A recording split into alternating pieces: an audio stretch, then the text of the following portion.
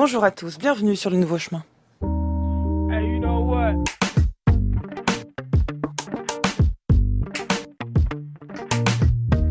Les Nouveaux Chemins composent des vers matinaux tous les jours en compagnie de Géraldine Mosna-Savoie, Antoine Ravon, Marianne Chassor, Colomba Grossi et Tristan Grenassia, à la réalisation inspirée cette semaine Lydia Portis-Guérin, à la lecture de textes lyriques Marianne Bassler, avec aujourd'hui à la prise de son poétique Emmanuel Morse-Duncan.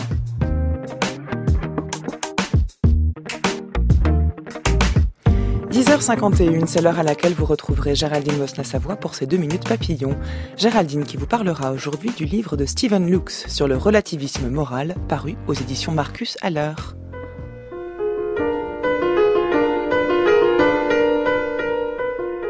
Il n'y ait de point qui ne te voie. Tu dois changer ta vie.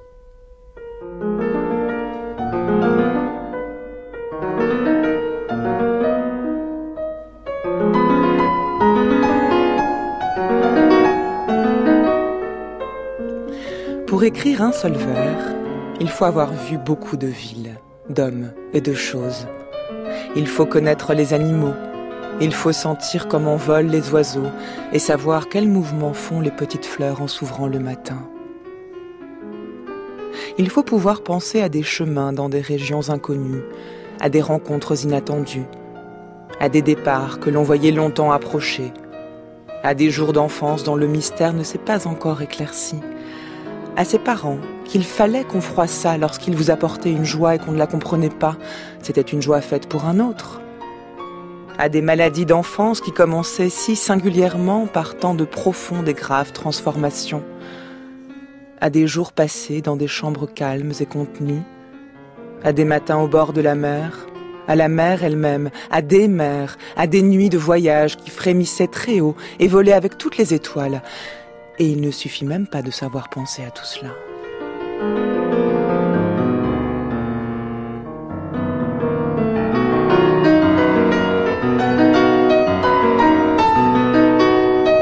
Les amoureux, les aventuriers, les artistes et artisans, poètes et pianistes, mais surtout les forçats de l'absolu, deuxième temps. Après Marina Tsvetaeva hier, avant Gustave Flaubert demain et Glenn Gould jeudi, c'est aujourd'hui l'écrivain, poète et professeur de poésie française à l'université Paris 3 qui vient distiller pour vous le génie Rainer Maria Rilke.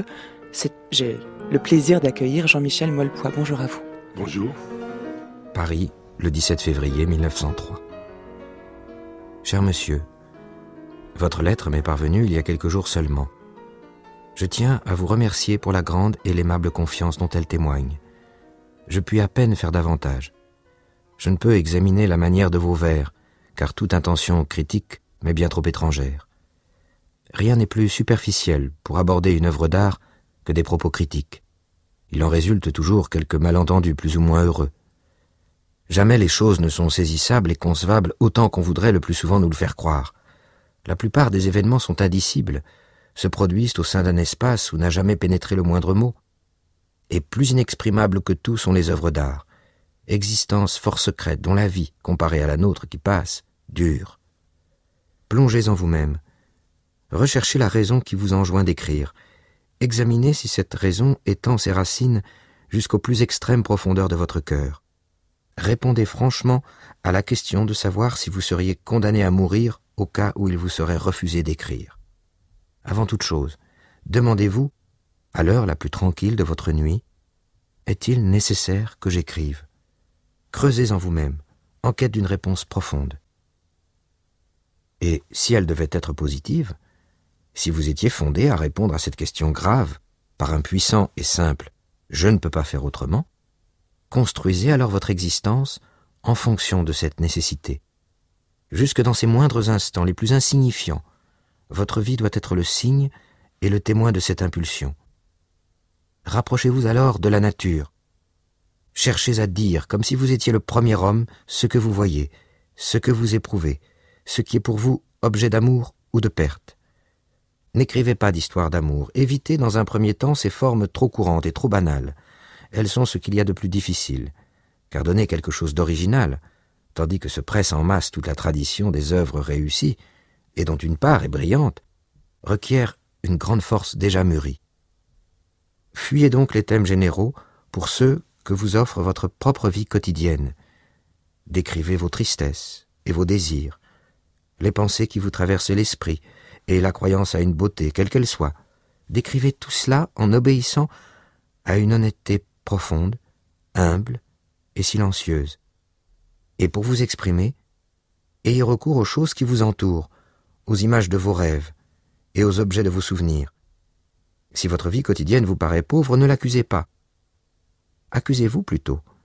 Dites-vous que vous n'êtes pas assez poète pour en convoquer les richesses. Voilà pourquoi, cher monsieur, je ne saurais vous donner d'autre conseil que celui-ci: aller en soi, soumettre à examen les profondeurs d'où surgit votre vie. C'est à sa source que vous trouverez la réponse à la question de savoir si la création est pour vous une nécessité. Acceptez cette réponse comme elle s'exprimera, sans chercher à démêler davantage. Peut-être apparaîtra-t-il que vous avez vocation à être artiste. Assumez alors ce destin, et supportez-en la charge et la grandeur, sans vous demander chaque fois quel bénéfice pourrait vous échoir de l'extérieur. Car celui qui crée doit être son propre univers, et trouver tout ce qu'il cherche en lui et dans la nature à laquelle il s'est lié.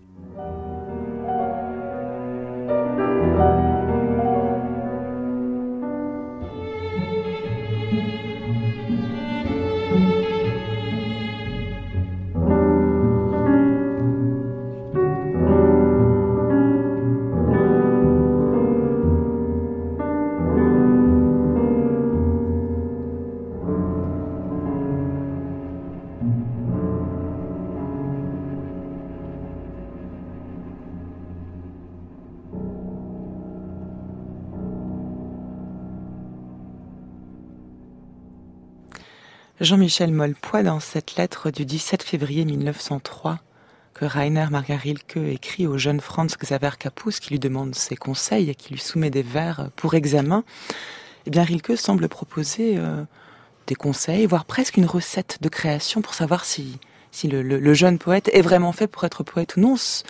C'est sans doute cette dimension, disons, prescriptive qui fait le succès de ces lettres. On a l'impression qu'en les lisant, nous allons savoir si on va devenir poète ou pas. Or, tout le travail de Rilke par la suite va démentir cela. Il n'y a pas de recette à la création parce que celle-ci est une nécessité qui s'impose à soi. Tout à fait. C'est un programme qu'il esquisse, mais ce programme est un programme de vie, un programme d'existence, autant qu'un programme de travail. Il commence, on l'a entendu, par refuser l'intention critique. Je ne vais pas vous donner des conseils formels, je ne vais pas évaluer en particulier vos vers. Par contre, très vite, tout de suite, il bifurque vers une invitation fondamentale qui va être réitérée, modulée, qui va ricocher ensuite de lettre en lettre, plonger en soi, entrer dans sa solitude, chercher à dire à partir de soi tout ce qui tourne autour de nous, tout ce que l'on peut voir, tout ce que l'on peut observer, et se poser finalement comme un foyer d'expérience, de perception, de sensation, d'où l'écriture va pouvoir procéder ensuite. Mais l'injonction fondamentale, elle est là. D'abord, il faut commencer par interroger la motivation de cette écriture, de ce désir d'écriture, interroger sa nécessité, lui dit-il, il faut que vous ayez le sentiment de ne pas pouvoir vous passer de l'écriture pour que écrire ait un sens. Et ensuite, c'est dans l'intériorité que tout va se jouer. Il lui donne des conseils disons, extérieurs, effectivement, rentrer en vous-même, il lui dit comment se comporter vis-à-vis des autres et vis-à-vis de soi. Mais il va même plus loin, dans l'extrait qu'on a entendu, interprété par Denis Podalides, il va même jusqu'à dire, lui conseiller de ne pas écrire des poèmes d'amour. Il dit éviter ces thèmes trop courants, ce sont les plus difficiles, commencez par regarder ce qu'il y a autour de vous, le banal, et le décrire avec naïveté. Pourtant, lui-même écrira de nombreux poèmes d'amour. Oui, il connaît les pièges qui peuvent s'attacher à ce type d'écriture, le risque d'une certaine forme de sentimentalisme, d'emphase, de pathos, de se croire poète finalement à bon compte en faisant des vers sentimentaux. Et il l'invite à se détourner évidemment de cette facilité ou de cette tentation initiale pour entrer dans une autre logique qui serait celle, je dirais, de la confrontation entre l'intime véritable, l'intériorité, les questions que l'on peut se poser à soi-même et le dehors. C'est sur cette intersection-là que doit pouvoir prospérer l'écriture, sur ce rapport au dehors. Et ça va être un thème récurrent dans toute la réflexion de Rilke, dans toute sa correspondance, celui de cette articulation nécessaire entre l'intimité, le dedans qui est mystérieux, et le dehors qui est évident, et dans lequel il faut parvenir à s'installer aussi davantage, plus profondément, grâce à l'expérience de l'écriture. Comment comprendre cette articulation qui semble contradictoire elle aussi, puisque d'un côté cette invitation à se replier sur soi, à puiser dans les profondeurs de son intériorité comme condition d'écriture, va de pair avec aussi une attention à la nature notamment, qui est très importante, à ce regard extérieur. Comment est-ce que les deux s'articulent ? Je pense que le travail sur soi vise à atteindre une forme de perméabilité. Rilke revient très souvent sur le motif de l'importance extrême de la solitude pour se désencombrer de ce qui fait finalement l'ordinaire, je dirais l'ordinaire parasitaire de la vie humaine, cette atmosphère de divertissement et tout cet inessentiel dans lequel on se débat, où l'on patauge. Il faut rentrer en soi, entrer dans la solitude, pour justement retrouver un rapport juste au monde extérieur, une perception qui va permettre à cette extériorité de résonner en nous d'une manière particulière. Mais c'est pas tellement le monde qui l'entoure qu'il déplore, puisqu'au contraire, il le dit d'ailleurs dès le début, on l'a entendu, il y a ce conseil à prendre en compte et d'écrire le monde quotidien, le monde banal, et puis il y a donc l'importance de la nature, des relations amoureuses ensuite. Rilke ne tourne pas le dos à la vie ordinaire, mais il semble être endeuillé de quelque chose. C'est peut-être plutôt comme ça qu'on peut le comprendre. Oui, il est endeuillé de quelque chose, il ne tourne pas le dos à la nature, pas du tout, bien au contraire d'ailleurs. Mais il s'agit de se rendre capable d'appréhender cette extériorité. Si vous voulez, les lettres à un jeune poète doivent être sans cesse remises en vis-à-vis avec d'autres lettres de la correspondance. Je voulais vous citer par exemple juste un petit passage d'une lettre à Witold von Ullewicz datée de novembre 1925, où il dit ceci, « Partout la temporalité s'abîme dans la profondeur de l'être.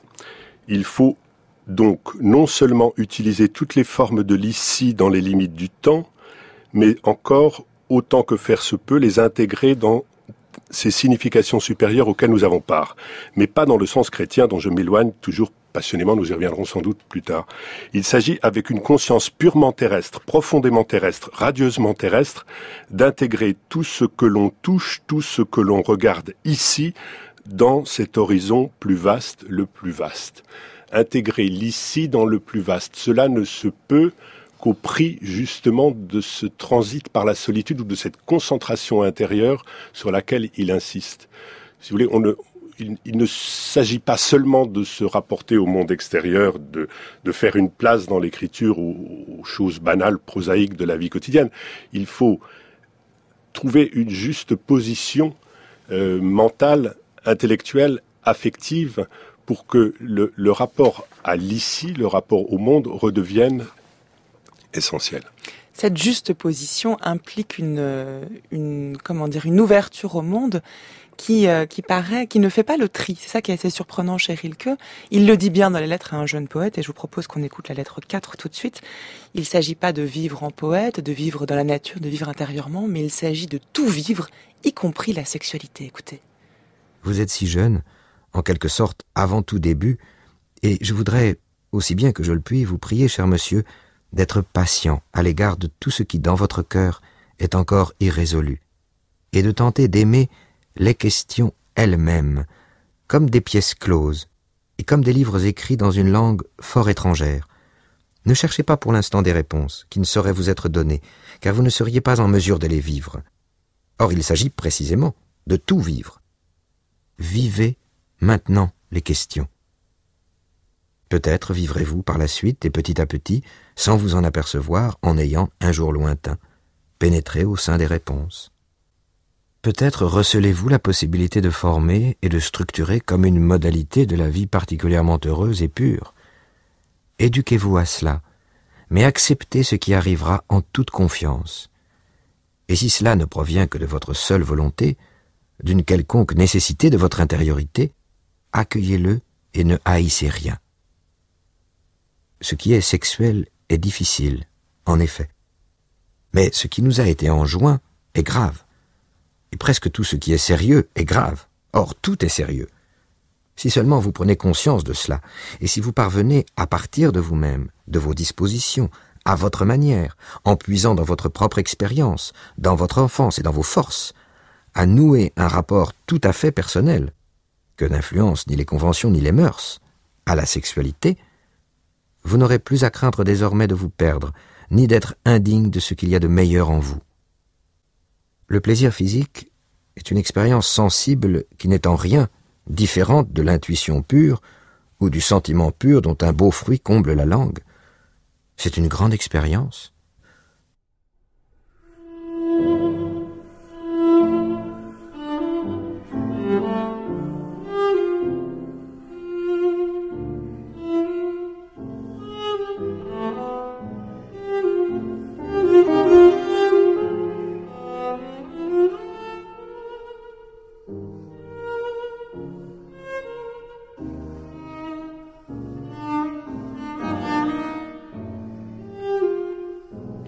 Le poète n'est pas celui qui sait, il est celui qui doute, nous dit Rilke. Aimez vos questions, c'est un conseil magnifique qu'il donne à ce jeune poète.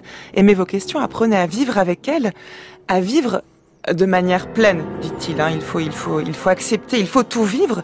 Ce parallèle entre la création d'un côté et la sexualité de l'autre est très intéressant parce qu'il montre que chez Rilke, on ne sépare pas l'écriture et la vie. Les deux se rejoignent dans un même mouvement créateur.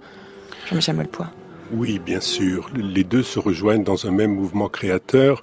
Et la sexualité le retient, au moins déjà pour une raison toute simple, c'est qu'elle est profondément énigmatique, profondément mystérieuse.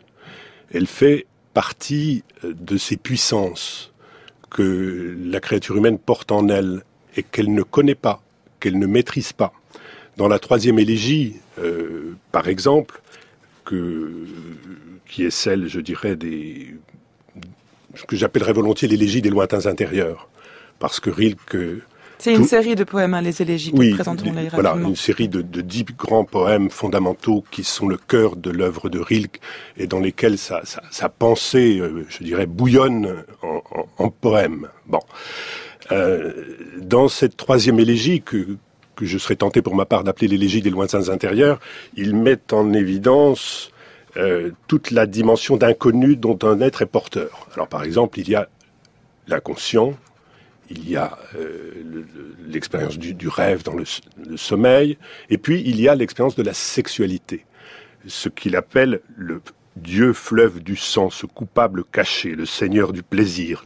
Il examine d'abord la sexualité comme un inconnaissable auquel il faut donner toute sa mesure.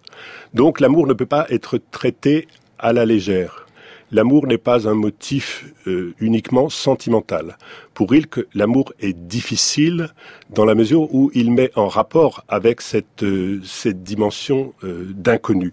Et l'amour exprime, ou plutôt manifeste, une situation humaine fondamentale. Aimer, c'est une des tâches, une des obligations, une des formes les plus radicales, les plus essentielles de la vie humaine. On ne peut pas l'imaginer dépourvu de cela. Et être amoureux, c'est comme être enfant ou c'est comme être moine, pour Rilke. Il rapproche parfois dans certains textes ces conditions. Ça correspond à un état singulier où, je dirais, le rapport au monde se trouve comme exacerbé. Transformé. L'amour, oui, mais c'est distinct de la sexualité chez Rilke. Bien sûr, il est distinct, mais il y est coordonné. Il y est coordonné. L'amour est dans sa version, là, je dirais, la plus dynamique, la plus forte, dans sa difficulté aussi la plus grande, puisque ce sont des êtres qui sont en rapport les uns avec les autres, et des êtres qui sont porteurs en eux de toute une force inconnue qui qui par moments les submerge. Donc il n'y a pas dans la pensée ou dans l'écriture de Rilke de vision édulcorée de l'amour ou de vision éthérée, bien au contraire. Il articule les deux. Et c'est tout à fait intéressant de voir quand on parcourt les 10 élégies de Dwino, quand on parcourt ces 10 élégies, de voir qu'il fait à maintes reprises un détour par les amants. Il a besoin d'en passer par eux pour manifester sa pensée, pour lui prêter forme, pour la creuser. Par exemple, il y a un motif très beau qui lui vient de loin, qui lui vient de la fable d'Orphée, du mythe d'Orphée, qui lui vient d'une stèle qu'il a croisée à Naples dans un musée, où l'on voit la main d'Orphée se posant sur l'épaule d'Eurydice au moment où, à tout jamais définitivement, Eurydice va être emportée dans les enfers parce qu'il s'est retourné trop tôt alors qu'il avait obtenu la promesse de la ramener sur la terre. Et il voit dans cette main posée sur l'épaule d'Eurydice qui figure sur des stèles antiques un modèle du toucher qui essaye de garder l'être. Garder l'être. Tout est fugace en nous, tout est passage, tout s'échappe, dit-il, comme la chaleur d'un plâtre chaud qui se dissipe. Nous nous dissipons, mais nous essayons par le toucher amoureux de garder de l'être, comme nous allons essayer par le toucher de l'écriture de garder de l'être. Garder de l'être par le toucher et par l'écriture, sans pour autant aspirer à une forme de fusion. Il le dit bien, et dans sa vie, il le met en œuvre avec notamment Clara, qui sera sa compagne. L'amour est présent, mais il s'agit de vivre ces deux solitudes qui doivent se rencontrer. La solitude est nécessaire, y compris dans l'amour, et le respect de cette distance est primordial. Alors, il y insiste beaucoup. Effectivement, il le vit, le revit, le répète, d'une histoire d'amour à l'autre. Rilke aime dans la distance. Et dans la solitude. Et dans la solitude. Ce n'est pas un hasard si sa correspondance a proliféré à ce point. Être loin, je crois qu'il dit quelque part, la distance est un chemin par lequel je suis plus exposé à être rejoint que toute proximité. Être loin, c'est être avec, être près, c'est être séparé, quasiment dans certains paradoxes qu'il répète à maintes fois. Bon, alors, on peut entendre cela de bien des façons différentes, mais toujours est-il que l'amour ne peut pas être une fusion, comme vous le disiez, que l'amour est une solitude.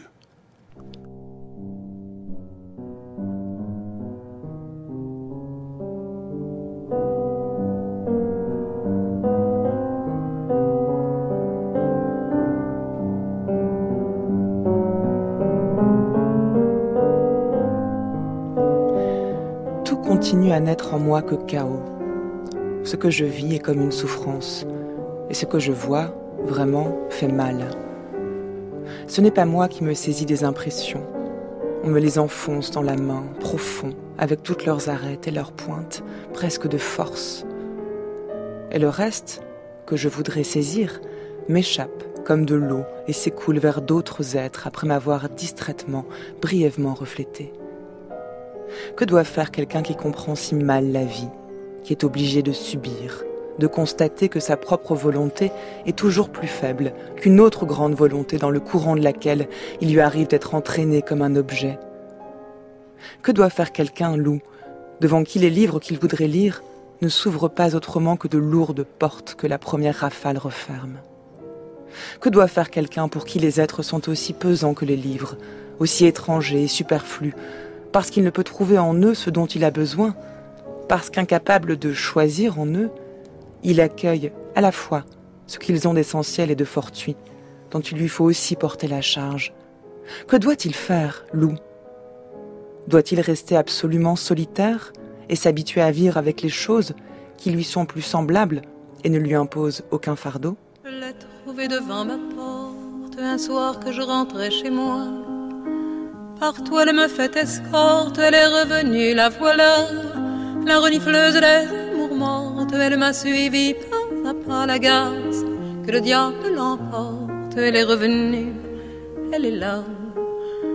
Avec sa gueule de carême, avec ses larges yeux cernés, elle nous fait le cœur à la traîne, elle nous fait le cœur à pleurer. Elle nous fait des matins blêmes et de longues nuits désolées la gaze. Elle nous ferait même l'hiver au plein cœur de l'été.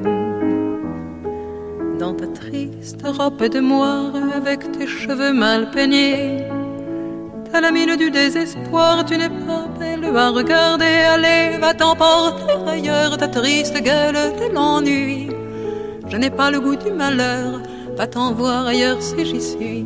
Vous écoutez France Culture, les nouveaux chemins de la connaissance. Il est 10h25. C'est le deuxième temps de notre série d'émissions consacrée au forçat de l'absolu. Après Marina Tsvetaeva hier et avant Flaubert de Mans, c'est de Rainer Maria Rilke qu'il s'agit aujourd'hui, en compagnie de l'écrivain et poète Jean-Michel Mollepoix. Et vouloir mourir d'aimer. Elle a dit, ouvre-moi ta porte, je t'avais suivi pas à pas. Je sais que tes amours sont mortes, je suis revenue, me voilà. Ils t'ont récité le poème des beaux messieurs, des beaux enfants, des faux Rimbaud, des faux Verlaine. Eh bien, c'est fini maintenant. Depuis, elle me fait les nuits blanches, elle s'est pendue à mon cou. Elle s'est enroulée à mes hanches, elle se couche à mes genoux. Partout elle m'a fait escorte et elle me suit pas à pas. Elle m'attend devant ma porte, elle est revenue, elle est là. La solitude, la solitude.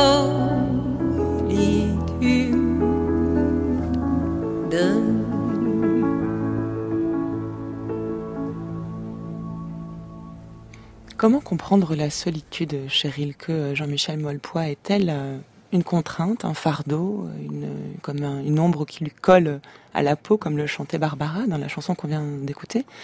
Ou au contraire un choix, parce qu'il la présente comme ça aussi, notamment à Capus, dans les lettres à un jeune poète. Il faut être seul pour créer. Cette ambivalence de la solitude chez Rilke est intéressante. Oui, comme souvent, il y a d'ailleurs une sorte de retournement qui, d'une fatalité, fait une force. La solitude est d'abord une fatalité. Elle colle à la créature, elle définit la créature. On est seul, dit-il, c'est radical, c'est comme ça. On est seul jusque dans l'amour. Et personne ne peut aider personne, dit-il quelque part aussi dans une lettre à Capus. Il commence par là d'ailleurs cet échange avec lui quasiment, en lui précisant cette condition première. Mais en même temps, cette solitude devient une volonté parce que, contraint de s'y inscrire, il faut la faire fructifier, il faut en faire une ressource. Et il y a tout un discours chez Rilke qui aboutit à construire une valeur de la solitude. Je crois même qu'il y a une image, je n'ai pas eu le temps de la rechercher avant de venir, mais où il parle des grandes cloches intérieures qui résonnent dans la solitude, comme si l'être était une église où pendent de grandes cloches, et ces cloches sont la résonance, en quelque sorte, font la résonance de l'intériorité. Donc la solitude est absolument nécessaire, il faut la fructifier, il faut la faire fructifier, il faut s'y loger, il faut l'entretenir, il faut l'affronter. Pourquoi ? Parce que elle est le lieu même où on peut affronter l'inexplicable, où l'on peut regarder véritablement la vie comme elle est, où l'on peut sortir en quelque sorte du grand divertissement qui nous parasite constamment et qui nous empêche à la fois de faire face à l'inexplicable et de percevoir l'évidence de ce qui est là. C'est un peu ce que je disais tout à l'heure en commençant. Vous voyez, la solitude est un passage absolument nécessaire pour connaître aussi sa manière propre, ses dispositions, ses structures en quelque sorte intérieures. Là aussi, dit Rilke, dans la solitude est accessible une forme d'amplitude, une forme d'ampleur. Donc il en construit plus qu'une figure, il en fait un monde. En fait, il en fait un monde qui est le monde évidemment du poète, le monde de la création, mais qui est aussi plus en sourdine peut-être celui de toute créature. Le monde qu'il en propose et qui est ce monde que l'être aimé va offrir, l'être aimant va offrir à l'être aimé. Il parle bien d'un monde que l'amoureux doit offrir. C'est aussi le monde, l'univers du poète, vous le disiez.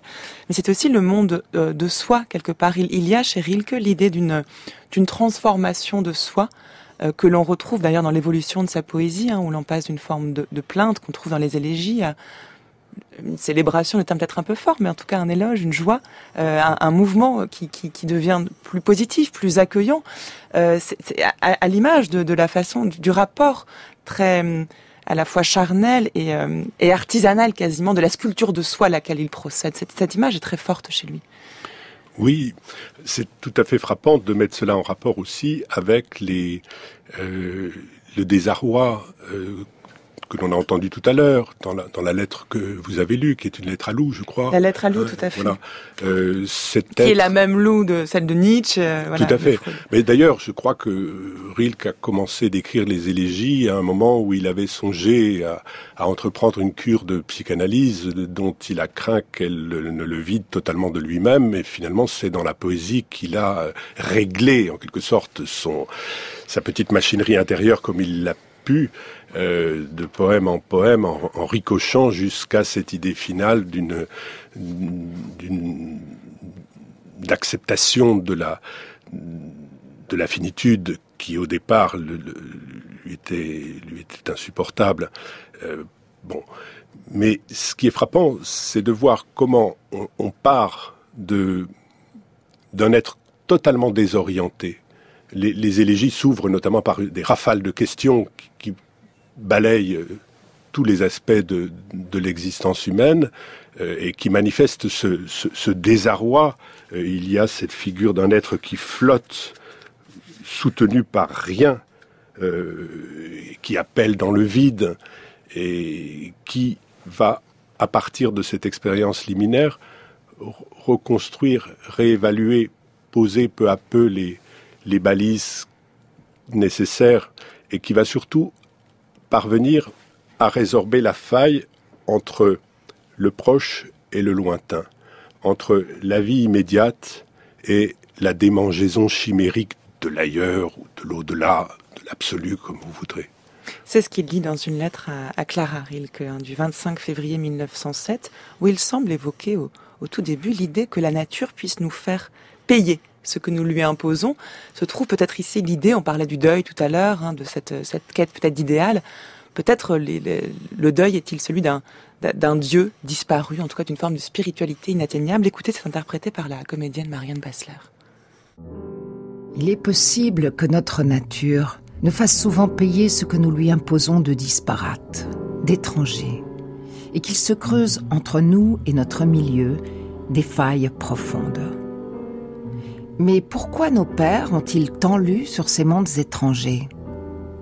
En cédant à des rêves, à des désirs, à de vagues images fabuleuses, en acceptant que leur cœur, éperonné par une manie d'aventure, changeât de pas, en se tenant à leurs fenêtres avec au fond d'eux-mêmes ces lointains sans limite et mal compris, avec ce regard tournant presque dédaigneusement le dos à la cour et au jardin proche, ce sont eux qui ont provoqué la tâche et le travail de correction qui nous sont imposés aujourd'hui. N'ayant plus Dieu pour ce qui les entourait, ils perdaient de vue toute la réalité. Le proche leur semblait ennuyeux et banal. Le lointain était soumis aux caprices de leur imagination. C'est ainsi que le proche comme le lointain sont tombés dans l'oubli. C'est pourquoi il nous incombe de ne distinguer nullement entre les deux, de les assumer l'un et l'autre et de les rétablir comme la seule réalité. Qui ne connaît en fait ni fragmentation ni limitation, qui n'est pas banal autour de nous et romantique un peu plus loin, ennuyeuse ici et là toute variété. Il distinguait alors très artificiellement entre l'inconnu et le familier. Il ne se rendait pas compte à quel point l'un et l'autre, partout, sont inextricablement mêlés. Constatant que le proche ne leur appartenait pas, ils en déduisaient que tout ce qui valait la peine d'être possédé se trouvait à l'étranger et en nourrissait leur nostalgie. Du même coup, cette nostalgie, inventive et sans limite, leur semblait prouver la beauté et la grandeur de son objet. Car ils nous croyaient encore en mesure d'ingérer, d'absorber quelque chose, alors que nous sommes dès l'origine comblés au point qu'aucune chose ne saurait s'y ajouter. Mais agir, toutes les choses le peuvent, et tout agissent de loin, les proches comme les lointaines. Aucune ne nous atteint, toutes sont en rapport avec nous, par-dessus des abîmes. Et l'anneau qui est à mon doigt ne peut pas mieux entrer en moi que les plus lointaines étoiles entrer en nous. Les choses ne peuvent nous atteindre qu'à l'instar des rayons, et de même que l'aimant éveille et ordonne les forces cachées en quelque objet sensible, elles peuvent, en agissant sur nous, créer en nous un nouvel ordre. Avec une pareille conception, le proche et le lointain ne sont-ils pas abolis? Et n'est-ce pas la nôtre?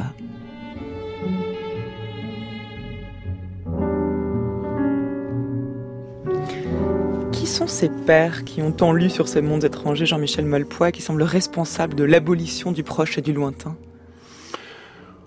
D'une façon un peu sommaire, on pourrait dire les romantiques. On pourrait aller même un peu au-delà, et en songeant à l'appel à l'ailleurs, à l'appel à la chimère, à l'appel à l'au-delà, tel qu'il résonne encore, même chez Mallarmé, chez Baudelaire. Fuir là-bas, fuir, je sens que les oiseaux sont ivres d'être parmi l'écume inconnue et les cieux. Mon enfant, ma sœur, songe à la douceur d'aller là-bas vivre ensemble.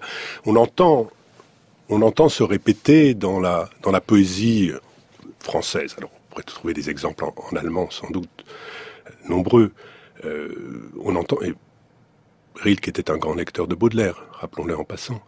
Mais on entend se répéter cet appel à l'ailleurs, cet appel à un là-bas plus beau que l'ici.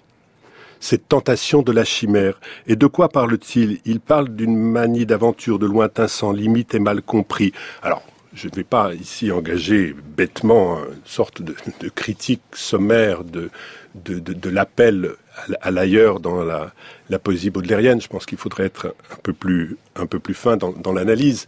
Mais, grosso modo, quand on pense aux Sehnsucht nach Italien, par exemple, dans la poésie allemande, cette nostalgie du là-bas, cet appétit de chimère, ce désir d'autre chose, cette perte de l'ici à cause d'une démangeaison de l'ailleurs, cette opposition entre ce que Mallarmé appelle le tunnel de l'époque.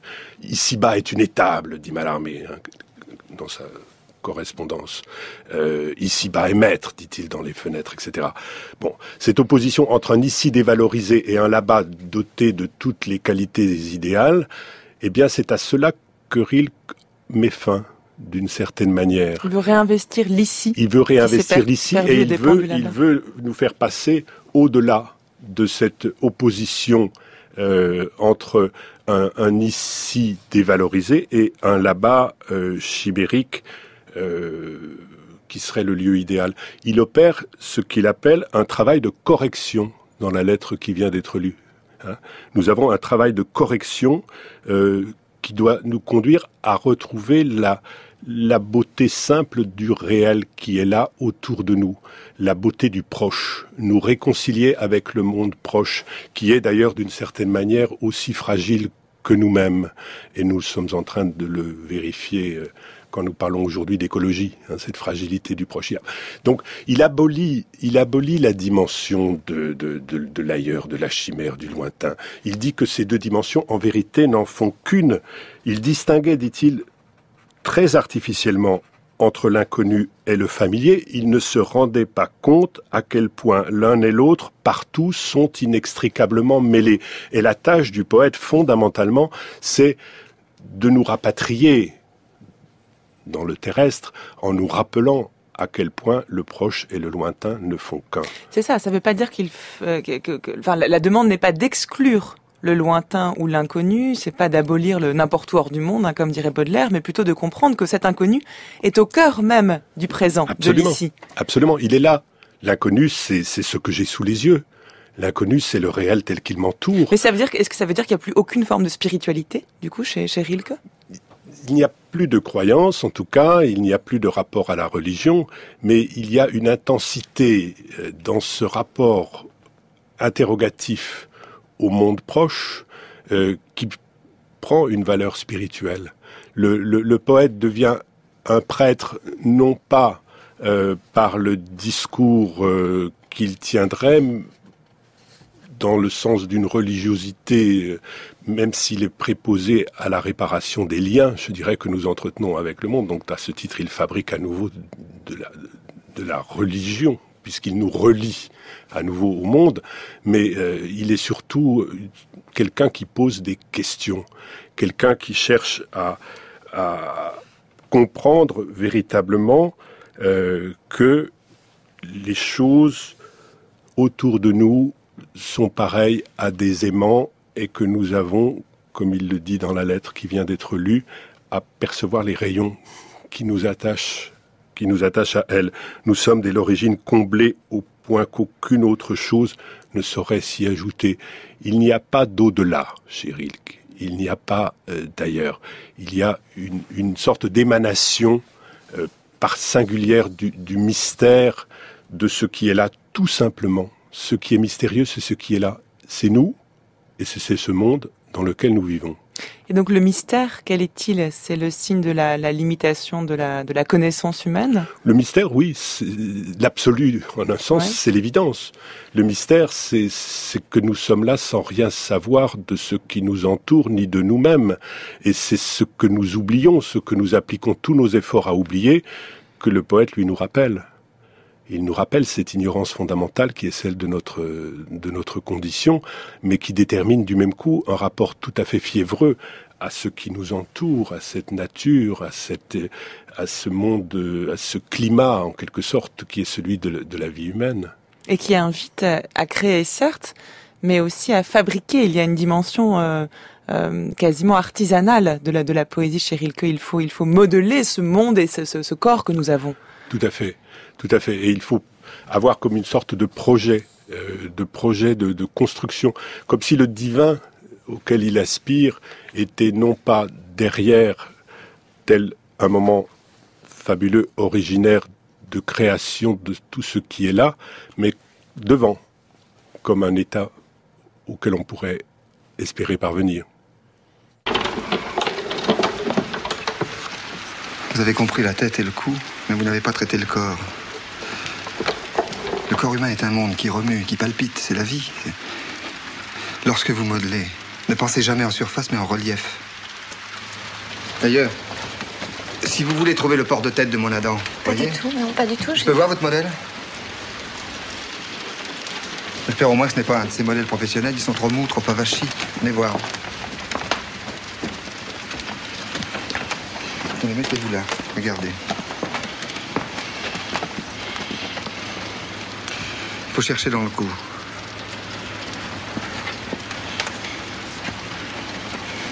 Il faut forcer sur les muscles. Là. Là. Parce que vous ne me voyez jamais travailler, vous pensez que je fais rien. Attention, vous allez lui faire mal. Voilà. Vous ménagez trop votre modèle. Vous avez l'audace nécessaire de vouloir sculpter un homme nu, mais vous le mettez dans une pose confortable et vous cachez son corps. Je vais vous montrer l'endroit où je travaille en secret. Bon, vous m'accordez l'audace, monsieur Rodin. Vous avez l'intelligence. Et vous modelez avec votre cœur. Vous êtes dans le vrai. Et vous y prenez mal. Vous voulez que je vous apprenne? Non, j'ai besoin d'aucune leçon, d'aucun conseil. Je m'attaque directement au sujet vivant, monsieur. J'accepte, mademoiselle Claudel. Nous n'avons pas connu sa tête prodigieuse où les pupilles mûrissaient, mais son torse encore, lui, ainsi qu'un candélabre, dans lequel son regard vrillé vers l'intérieur se fixe et étincelle. Sinon, tu ne serais ébloui par la poupe du sein, et la légère volte des reins ne serait parcourue du sourire qui s'en va vers ce centre où s'érigea le sexe. Et la pierre, sinon, écourtée, déformée, serait soumise à la tombée diaphane des épaules et ne scintillerait comme fourrure fauve, ni ne déborderait de toutes ses limites comme une étoile, car il n'y est de point qui ne te voie. Tu dois changer ta vie.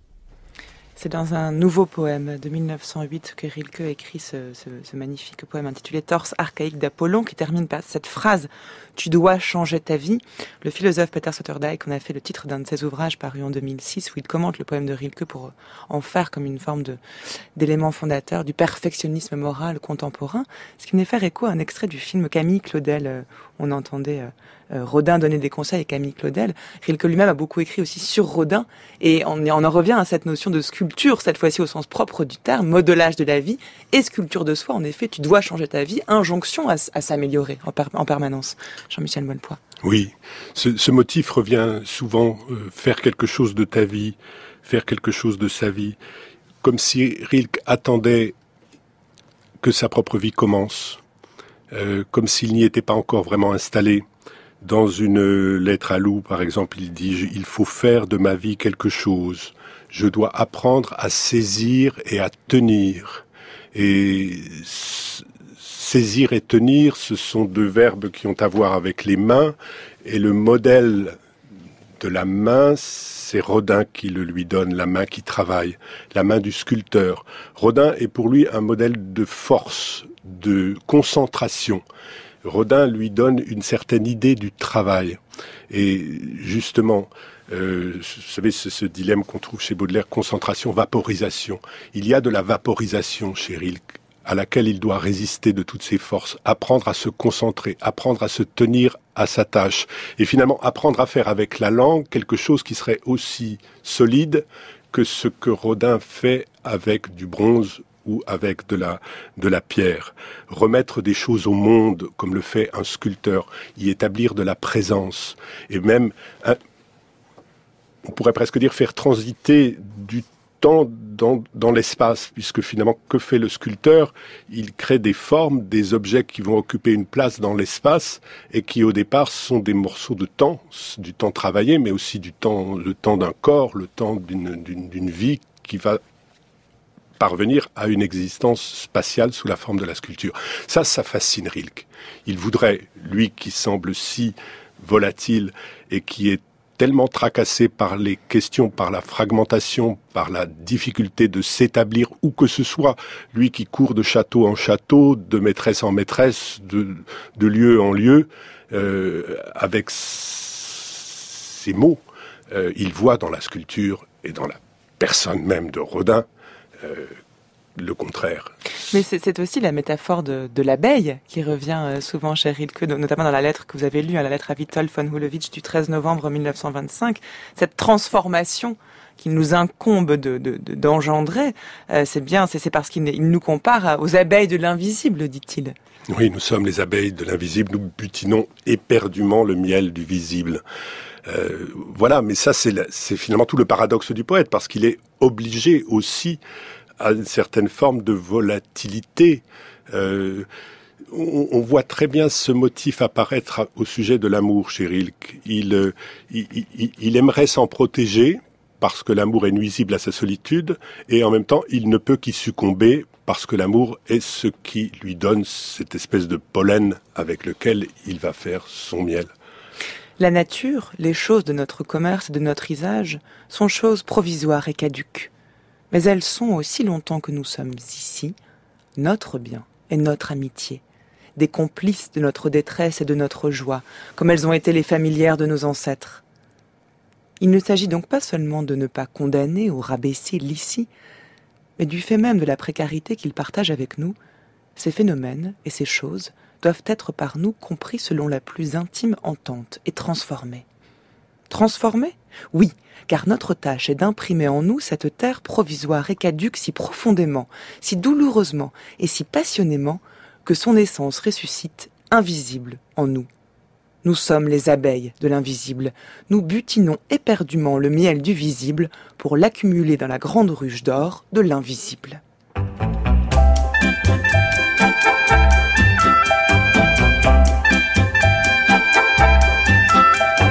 Les seins se gonflent et s'abandonnent à la caresse du printemps, et dans la ruche tourbillonnent, prêtes à prendre leur élan. Bzz, bzz, bzz. Bzz, bzz, bzz. Les abeilles se posant par cent et par mille sur les fleurs qui s'ouvrent à peine, elles butinent leur pistil pour en extraire le pollen. Bzz, bzz, bzz. Bzz, bzz, bzz. Les les abeilles. Allez, on finit sur une note un peu plus joyeuse que la solitude de Barbara sur les abeilles de Bourville. Merci beaucoup Jean-Michel Mollepoix. Merci à vous. D'être venu nous parler de Rilke aujourd'hui. Je renvoie les auditeurs à vos ouvrages. Alors vous avez proposé un commentaire des lettres à un jeune poète de Rilke en foliothèque. J'espère qu'il est encore disponible car il est excellent. Donc l'appel est lancé si jamais c'est plus le cas. On peut également lire Adieu au poème au pluriel aux éditions José Corti. Et puis récemment en 2013, toujours chez Corti, La musique inconnue. On mettra toutes ces informations en ligne sur les sites des Nouveaux Chemins. Au milieu d'elle par hasard, il aura beau s'enfuir dardard, il sera piqué par le dard de l'abeille. Quand vient le grand jour de la ponte, la reine doit faire de son cordon, et dans l'azur elle monte, poursuivie par tous les bourdons. Vous écoutez France Culture, les nouveaux chemins de la connaissance. Il est 10h51. Encore 2 minutes papillon. Il est l'heure de retrouver comme tous les jours Géraldine Mosna-Savoie. Bonjour Géraldine. Bonjour Adèle, bonjour à tous. Alors en tant que papillon, vous aimez les abeilles, j'imagine? Bien sûr. Elles vont vous piquer, attention. Attention, elles vont me piquer sur le relativisme moral. Exactement, de piquez-nous. Steven Lux, qui est donc paru aux éditions Marcus Haller.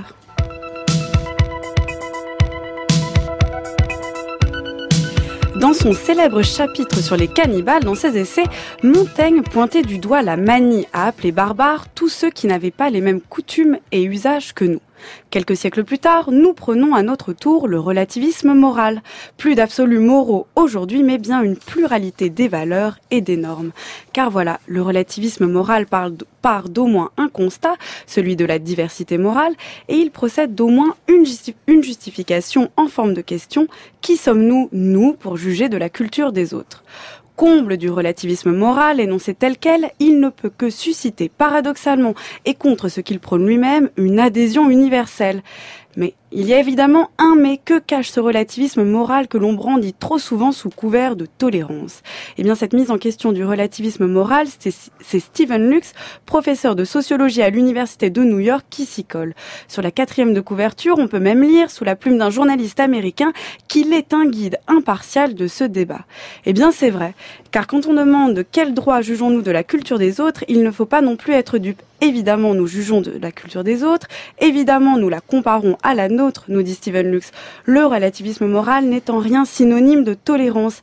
Et même Montaigne appelait barbares les cannibales en invoquant non pas sa morale, mais sa raison.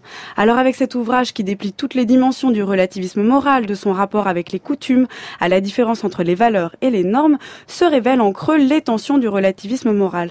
Bien sûr, il ne s'agit pas du tout de revenir non plus à une morale rigide et qui n'a plus lieu d'être, mais au contraire de penser un relativisme qui soit compatible avec des principes universels et qui réunissent chacun d'entre nous. Vaste programme, merci. Vaste programme. Géraldine. Donc ça s'appelle le relativisme moral. Bah oui, tout simplement. Et l'auteur, c'est Steven Lux et c'est paru aux éditions Marcus Haller. Un grand merci à vous Géraldine et merci à Jean-Michel Mollepoix qui est encore en studio avec nous.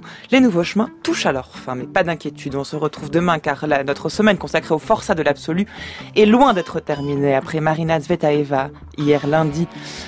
Rilke, aujourd'hui, bien demain, ce sera Gustave Flaubert et c'est le chercheur au CNRS Pierre-Marc de Biasy qui viendra vous en parler. D'ici là, pour écouter l'émission, rendez-vous sur le site de France Culture à la page des Nouveaux Chemins. Vous y trouverez les indications bibliographiques, musicales concernant l'émission du jour et puis surtout, vous pourrez la télécharger, la podcaster afin de la butiner où vous voulez et quand vous voulez. Et rendez-vous également sur les pages Facebook et Twitter des Nouveaux Chemins où l'équipe met en ligne quotidiennement l'émission du jour et attend vos remarques et téléchargements et commentaires surtout.